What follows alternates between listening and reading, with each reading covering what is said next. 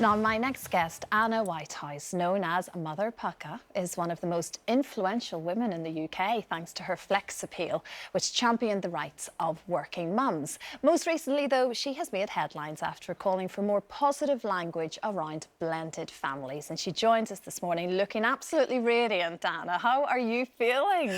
I mean, 25 weeks pregnant, so, you know, okay. Okay. Getting there, halfway. Getting there, yes. But you're at that point where you go, okay, right. I'm considering this my baby shower, so...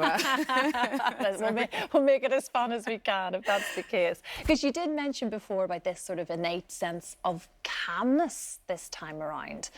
Is it just because of experience almost? Well, I think that's it. Like, I don't have a huge problem with the word geriatric in terms of pregnancy, because that's inherently kind of ageist, but I do feel experienced is the word. I feel more in my body. I feel kind of... I know a bit more what I'm doing. Like, it's not that sort of eye twitching at 3 a.m. terror, fear. Yeah.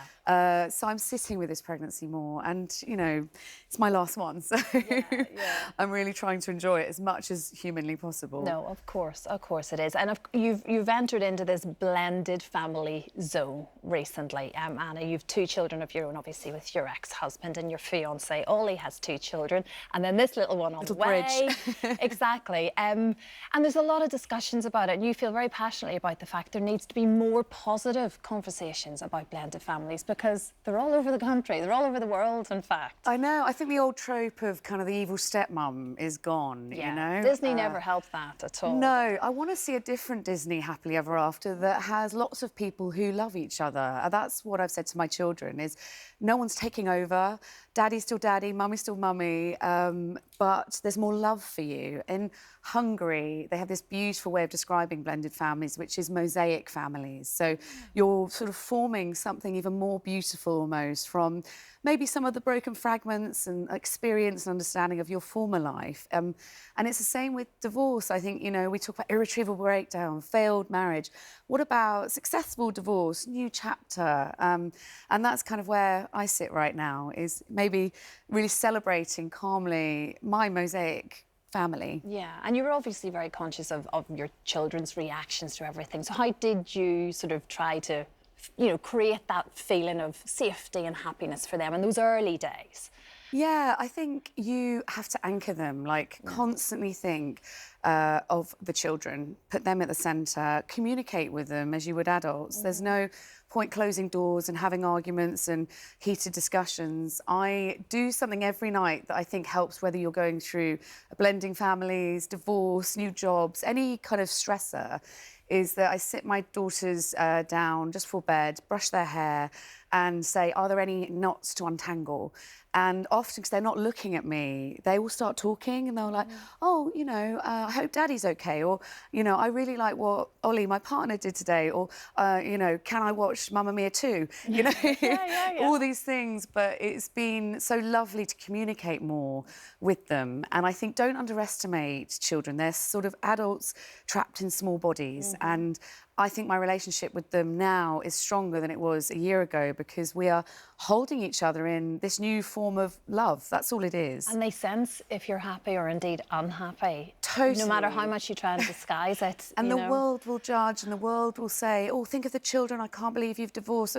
But I know my children, my ex knows my children, my partner knows his children, and we're adults. And our children have never been happier, and that has been, I think, the most anchoring thing in this, because we're taught that, of course, divorce is, you know, has its trauma, but actually if you hold them, neutralise it, and don't go in with, this is a dramatic exit, and go, this is a beautiful new chapter where mummy and daddy are gonna be happy. And like, you won't see this happily ever after in Disney films or fairy tales, but it's ours, it's our happy ending, and we're rewriting that storybook. Very much so. You've obviously been working incredibly hard, Anna, for some time, since 2015 really, with your Flex Appeal campaign. You've progressed so much with it now as well. Are you happy with where you're going? Is there still lots you still want to achieve with it? I have a little baby here, and I think until the working world is set up for women, pregnant women, to succeed, you think of where the point you get pregnant, your career is often on its trajectory and they clash and they smash into each other, and often you're the collateral damage. So until I can almost ring fence, waterproof the working world for my babies and yours, I won't stop. That's my benchmark. It's not governmental, it's not even cultural, it's personal, it's emotional, it's parental. And I want those 54,000 women, those mothers who are made redundant every single year on maternity leave, to know that it will change. That, and I don't know about you, but I don't know any mother who isn't more productive post-children than before, you know? Couldn't agree more, We're in the depths of summer holidays, so just strength to everyone papering over the cracks right now. Yeah, that's a very good way of putting it. Got to mention the podcast, Anna, the Dirty Mother Pukka podcast. I'm very careful at this time of the day of saying that, but it's a hugely successful podcast, and you're heading to the West End in October with a live version of it. I'm going to be pretty much 9 months pregnant doing my West End debut. You are living the dream. When they say women can't do things, I'll be there. And yes, we're going to be doing our first show, and it's really a show that's meant to make you sort of laugh as much as you cry, recognising the pain of Mother Nature's biggest task, which is, to be honest, having a baby. It's biggest task, biggest privilege. You know, I've navigated miscarriage, so I know that.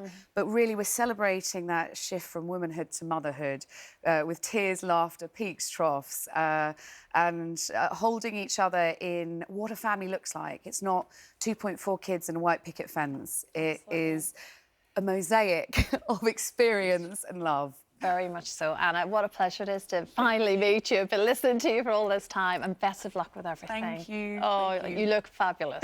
Very radiant. It clearly suits you. Thank you very much. Thank you.